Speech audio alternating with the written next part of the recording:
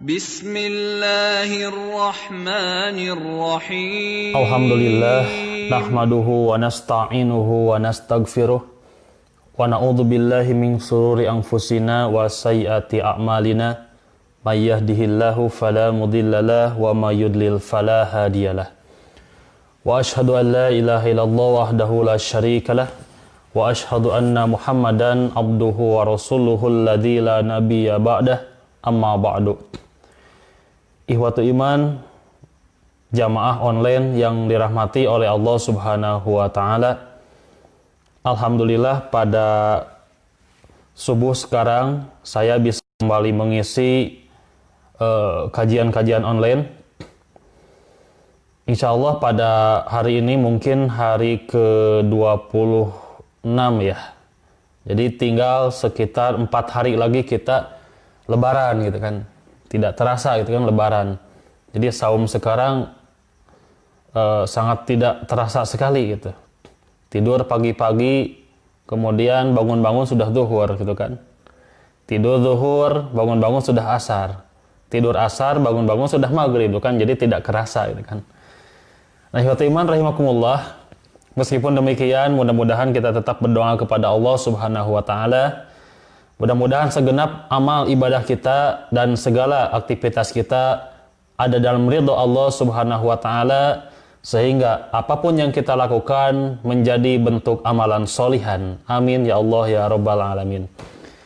Ihwatu iman rahimakumullah, insyaallah pada kajian sekarang melanjutkan kajiannya kemarin, yaitu tentang tafsir huru hara, tafsir kondisi akhir zaman, kemudian menjelaskan tentang derajat hadis-hadisnya, di mana saya sudah memberikan penjelasan terkait kehujahan atau penggunaan hadis doif di dalam batasan. Jadi nanti ada muncul hadis-hadis yang doif tapi relevan dengan zaman sekarang. Nah, secara ilmu hadis memang itu tidak bisa disahihkan. Jadi tidak ada di dalam kamusnya ketika ada satu hadis, kemudian hadis ini doif, tapi kok relevan gitu kan dengan zaman sekarang, sesuai dengan zaman sekarang hadisnya, cocok gitu dengan keadaan zaman sekarang. Apakah hadis ini menjadi sahih? Nah, tentu saja tidak. Hadis ini tetap sebagai hadis yang doif. Tapi kok kenapa bisa sesuai dengan zaman sekarang? Padahal ini kan pernah diterangkan ribuan tahun lalu kan misalkan. Nah, saya sudah katakan ini berkaitan dengan tafsir atau dengan syarah, di mana Rasulullah SAW menyebutkan suatu hadis diberikan wahyu oleh Allah Subhanahu wa taala tentang kondisi akhir zaman begitu. Dan Rasulullah SAW tidak merinci secara seluruhnya. Tapi Rasulullah SAW cukup menjelaskan tentang di akhir zaman akan tampaknya perzinahan gitu. Di akhir zaman akan adanya kehancuran manusia, maksudnya kehancuran umat manusia dalam segi akhlak. Di akhir zaman akan terjadi huru hara gitu kan. Nah, Rasulullah hanya menyebutkan secara global saja. Nah, ada di antara para ulama, yaitu baik di tingkat sahabat atau di tingkat tabi'in, mereka diberikan al-hikmah, diberikan ilmu oleh Allah sehingga mampu memahami maqasid Rasulullah gitu.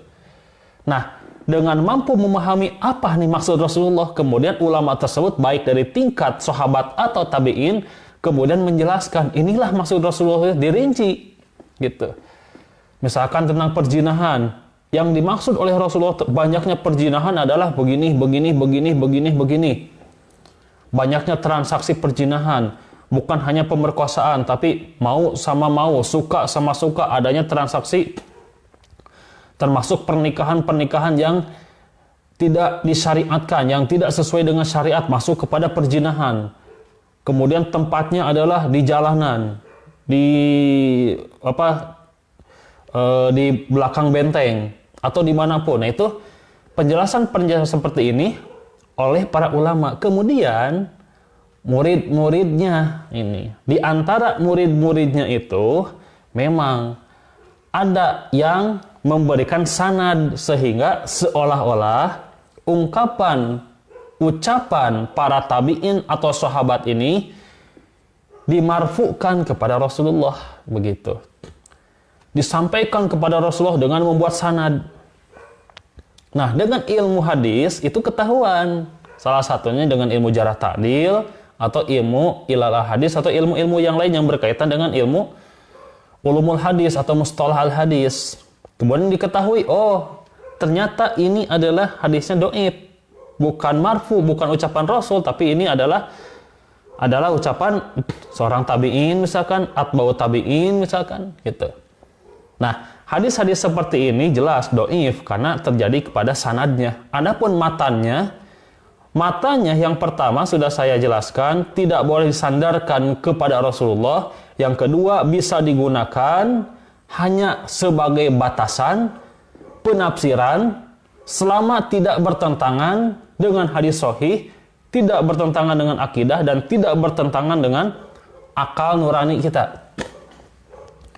Nah, hal ini boleh hanya sebagai batasan saja gitu. Dan memang banyak kan para ulama juga banyak sekali, dan ini sudah disepakati baik di ulama zaman dulu, ulama zaman kholaf atau ulama salaf atau ulama muasirin zaman sekarang pun sudah sepakat terkait penggunaan hadis dhaif sebagai batasan gitu. Dan memang banyak di kitab-kitab yang kita gunakan pun banyak sekali hadis-hadis dhaif yang dijadikan batasan, tapi dhaifnya tidak parah, kemudian tidak disampaikan, tidak disandarkan pada Rasulullah dan syarat-syarat yang lainnya. Jadi ketat dengan syaratnya.